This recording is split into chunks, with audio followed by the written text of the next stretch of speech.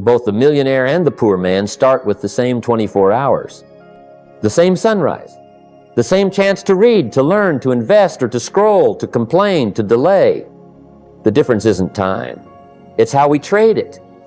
You don't become wealthy by accident, and you don't stay poor by chance. The gap isn't money, it's mindset, movement, and mastery. And today I want to show you how to close that gap one habit at a time. Let me tell you something I learned early on. Working hard is important, but it's not enough.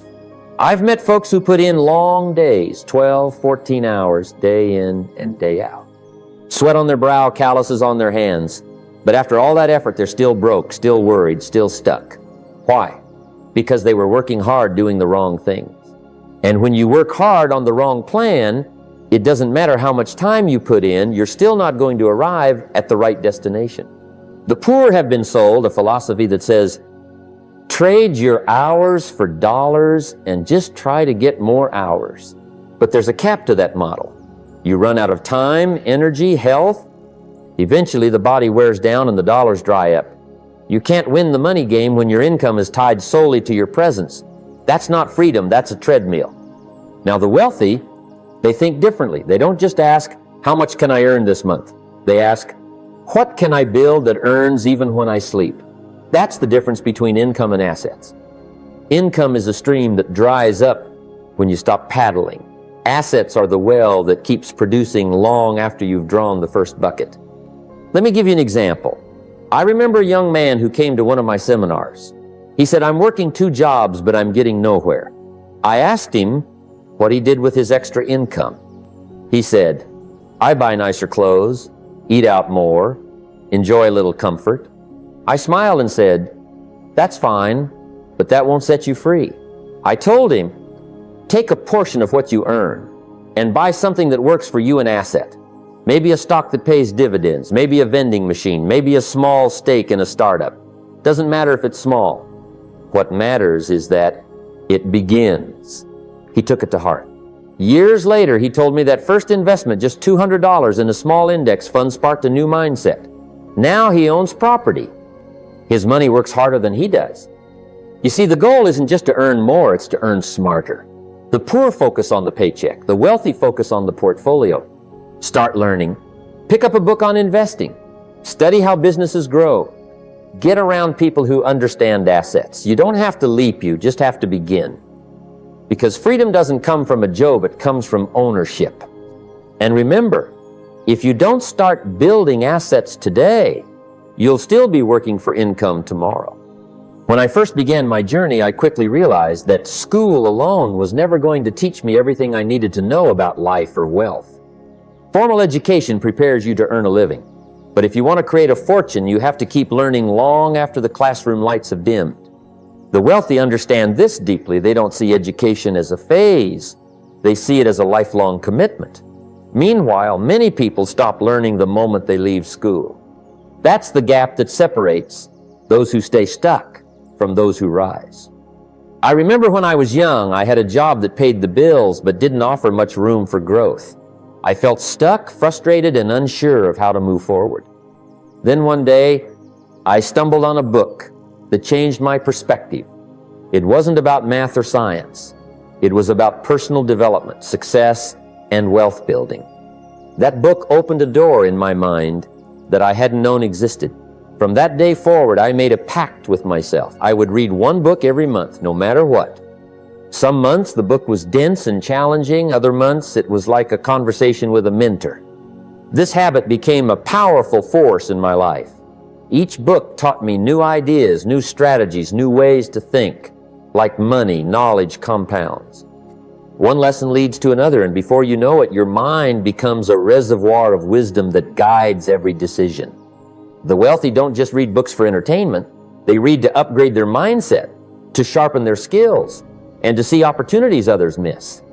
Contrast that with the poor mindset, which often says, I don't have time to read, or books won't pay my bills. But here's the truth. The time you invest in learning is the greatest investment you'll ever make.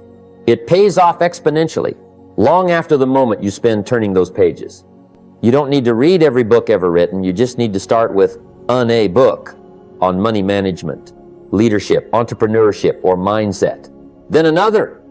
Over time, you'll build a mental toolkit that empowers you to think bigger, act smarter, and face challenges with confidence. So, if you want to fix your financial life, fix your learning habits first. Commit to reading regularly, join a book club, listen to audiobooks, attend seminars. Surround yourself with ideas that stretch your thinking. Remember, wealth begins in the mind, and the mind feeds on knowledge. The poor avoid books. The rich devoureth a man. That's the secret to turning a dream into a fortune. There's a truth about money that many people overlook, and it's tied deeply to human nature, how we feel about what we buy. The poor often spend with their emotions, reacting to impulse, desire, or temporary satisfaction. A sale, a flashy advertisement, or the need to keep up with others can trigger spending that doesn't build wealth, it only drains it. The rich, on the other hand, spend strategically.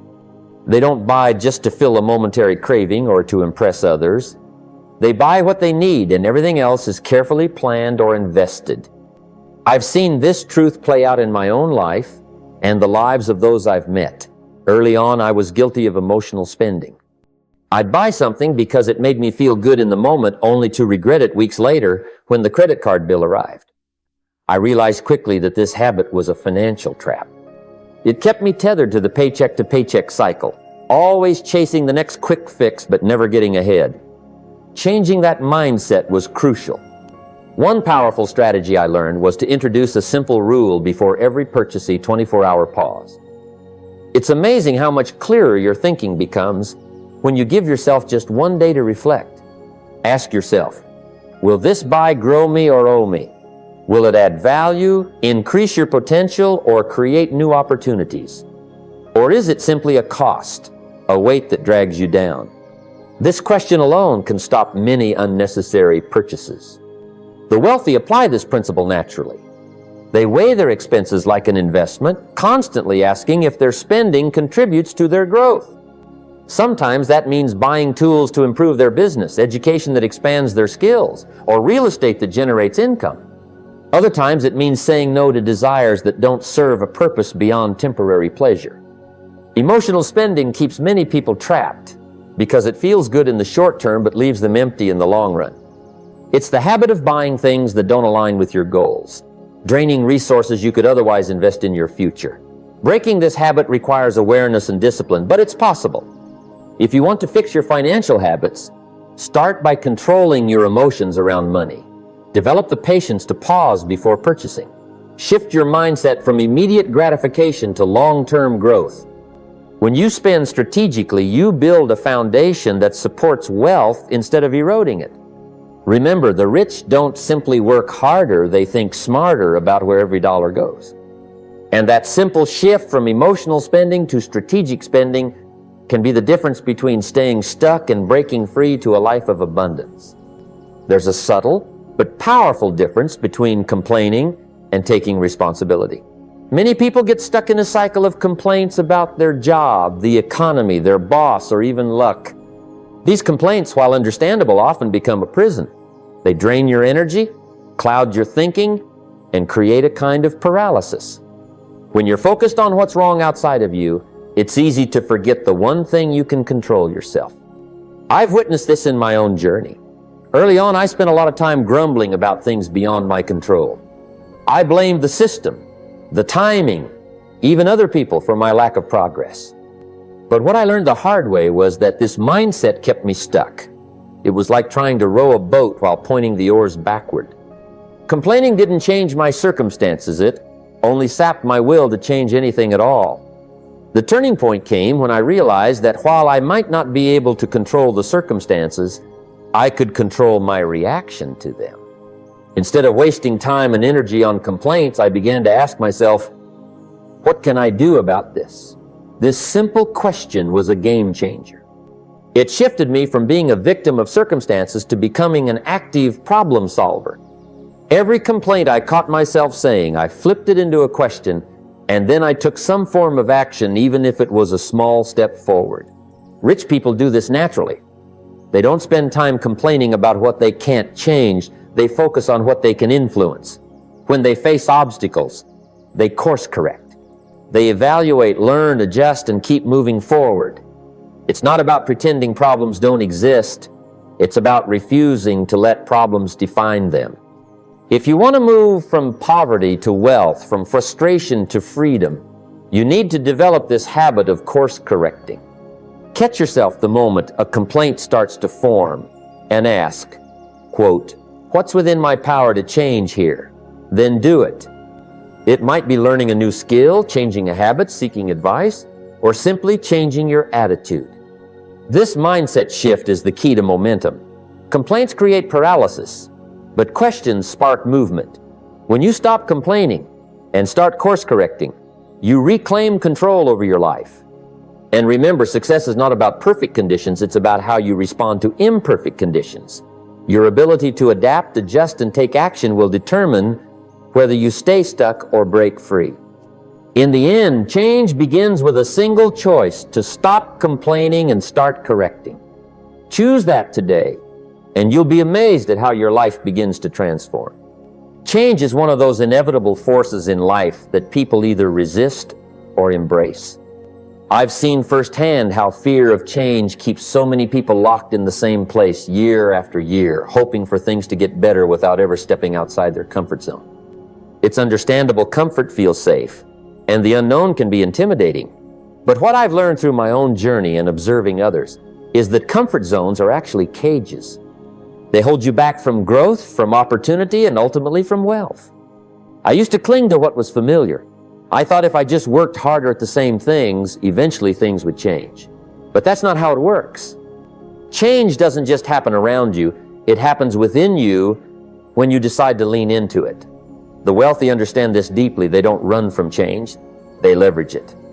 They see it as the doorway to new possibilities. Whether it's new technology, market shifts, or personal growth, they use change as a tool to stay ahead. One practical way to build this mindset is to create what I call a change challenge. Every 30 days, commit to doing something different. Maybe it's adopting a new habit, meeting a new person, or reading a book outside your usual interests. This isn't about radical transformation overnight, but about training your adaptability like a muscle. The more you expose yourself to new experiences and ideas, the more flexible and resilient you become. I remember when I first started to challenge myself this way. It was uncomfortable at first, trying new routines, attending events where I didn't know anyone, learning skills that felt foreign. But each small challenge stretched me, and soon I found that I was not only more adaptable, but also more confident in facing the unknown. Opportunities began to appear because I was prepared to seize them. Avoiding change only guarantees that you stay stuck. But embracing change, even when it's scary, unlocks growth and innovation. Change is the currency of progress. The rich don't fear it. They invest in it. So, if you want to rise above, start today. Set your own change challenge, push your boundaries, and watch how your life begins to evolve. Remember, the only constant in life is change. Those who learn to flow with it will thrive. Those who resist will remain where they are. Which will you choose? Taking control of your financial life begins with awareness, knowing exactly where every dollar comes from and where it goes. Too often people find themselves wondering why they never seem to get ahead, but when you ask them about their spending habits, they have no clear answers. This lack of awareness is like trying to navigate a ship in the dark without a compass or map. You might be moving, but you have no idea if you're headed toward your destination or running aground. I remember early in my career when money was tight. I worked hard, but it felt like my paycheck vanished before I could enjoy any of it. It wasn't until I started tracking every dollar that things began to change. I began to see patterns where I was spending unnecessarily, where I could cut back, and where I should be putting more toward my future. That simple act of paying attention to my finances gave me clarity and control. The rich understand this principle deeply. They don't leave their money to chance, nor do they rely on luck to get ahead. They know that wealth is not just about how much you make, it's about how much you keep and how well you manage it.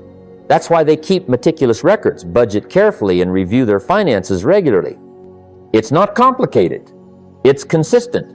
You don't need to use fancy software or complicated systems to start.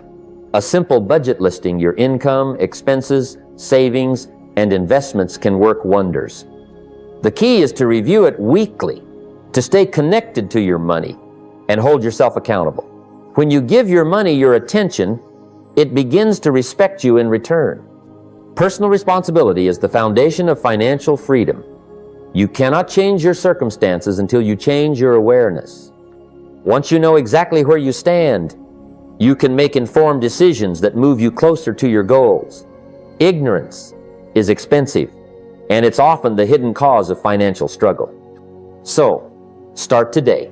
Track your money like it matters, because it does. When you do, you're not just managing dollars, you're managing your destiny.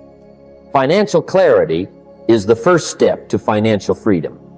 There's a difference between spending time to unwind and letting time slip away without purpose. Too many people fall into the trap of chasing entertainment, binge-watching shows, scrolling endlessly through social media, or getting lost in gossip. It feels easy, even comforting, but it comes at a cost.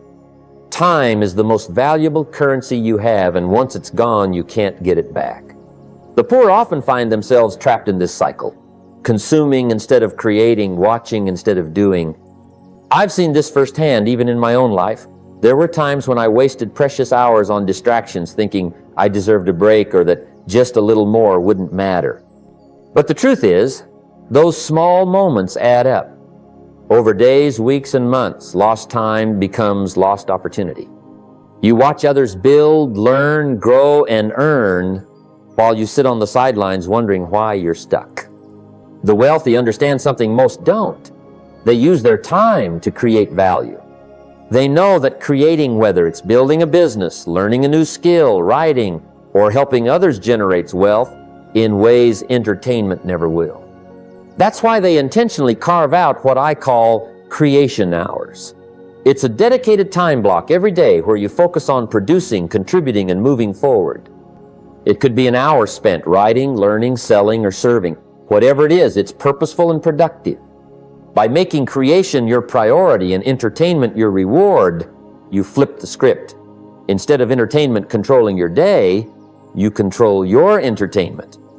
It becomes something you enjoy after you've put in meaningful work, not a default activity to fill your hours. This shift in habit might seem small, but it's transformative. The difference between those who create and those who consume is where the gap in wealth begins. The creators build momentum, confidence, and opportunities because they add value to the world, while the consumers often stay stuck in the same place, waiting for luck or chance to deliver success. You have to decide what you want your days to look like. Will you be a spectator or will you be a player? When you commit to creating more than consuming, you step into the flow of wealth, growth, and fulfillment. Time is precious. Spend it wisely. Many people shy away from selling because they associate it with pushy salespeople or feel uncomfortable asking for money. This discomfort often comes from a misconception that selling is sleazy or manipulative. But that's far from the truth. If you think about it, selling is simply the art of serving. It's about solving problems and offering value that someone needs. Without this skill, you're handing over control of your financial future to others who have mastered it. Early in my own journey, I was hesitant about selling. I felt awkward, unsure how to approach it without feeling like I was bothering people.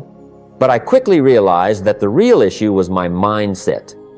Once I reframed selling as serving, everything changed. Selling became less about convincing and more about communicating, listening to others' needs, and showing them how what I offered could help.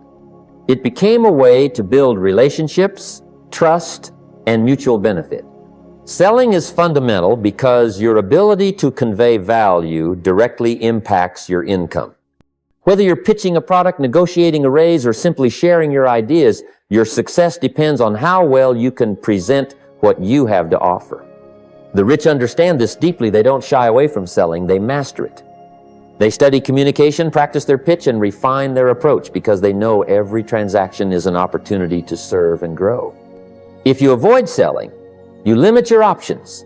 You rely on others to create opportunities for you, and that puts your financial future in their hands. But when you embrace selling as a skill to learn and perfect, You empower yourself to create your own path. You become a problem solver, a value creator, and ultimately, someone who commands their worth. The fix is simple but requires commitment. Start small practice, selling ideas, sharing your value, and making offers that help others. Learn how to listen carefully to what people need and communicate your solution clearly. Over time, your confidence will grow, and selling will no longer feel like a chore or a game of persuasion. Instead, it becomes a natural extension of your desire to serve and succeed. Mastering selling isn't just about making money, it's about gaining freedom, the freedom to create, influence, and shape your life on your own terms. When you shift your mindset and develop this skill, you open the door to opportunities that were previously closed. Remember, your income is directly linked to your ability to serve through selling, so don't shy away from it, embrace it, and watch your life change. Goals are the compass that guides us through the wilderness of life. Without them, we wander aimlessly, hoping for better days, but never quite knowing how to get there. I've met many who live with vague dreams. I want to be successful. I want to make more money. Or I want a better life. But those wishes, without a plan, are like ships without a rudder, drifting wherever the wind blows. The truth is, success doesn't come to those who simply hope. It comes to those who plan with precision and act with purpose. Early in my life, I understood this the hard way. I worked tirelessly but lacked direction. It wasn't until I sat down and wrote clear, measurable goals that everything began to shift. Goals aren't just nice thoughts. They're commitments you make to yourself. They turn dreams into action and confusion into clarity. When your goals are specific, you know exactly what to aim for. When they are measurable, you can track your progress and adjust your course. When they're achievable and relevant, they keep you motivated without overwhelming you. And when they have deadlines, they create urgency, pushing you beyond procrastination. I encourage you to make your goals smart, specific, measurable, achievable, relevant, and time-bound. Don't just say, I want more money. Say, I want to earn $10,000 per month within the next 12 months. Don't just say, I want to be healthier.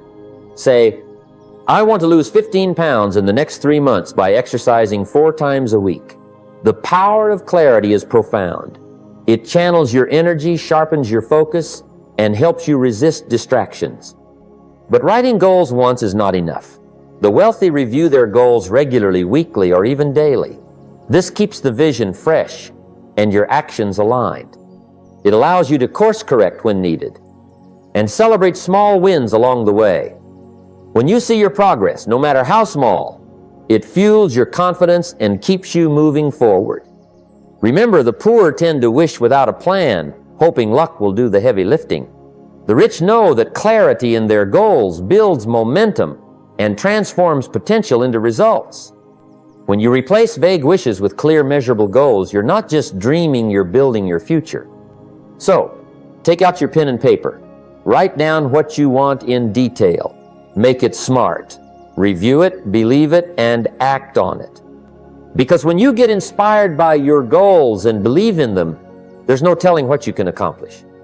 As we draw this conversation to a close, remember this: your financial future isn't shaped by luck or circumstance. It's shaped by the habits you cultivate today. The secret to wealth isn't in some hidden formula or overnight success. It's in the daily choices you make, the mindset you nurture, and the discipline you commit to. You have the power to rewrite your story, to build a life of abundance by changing your habits and aligning your actions with your vision.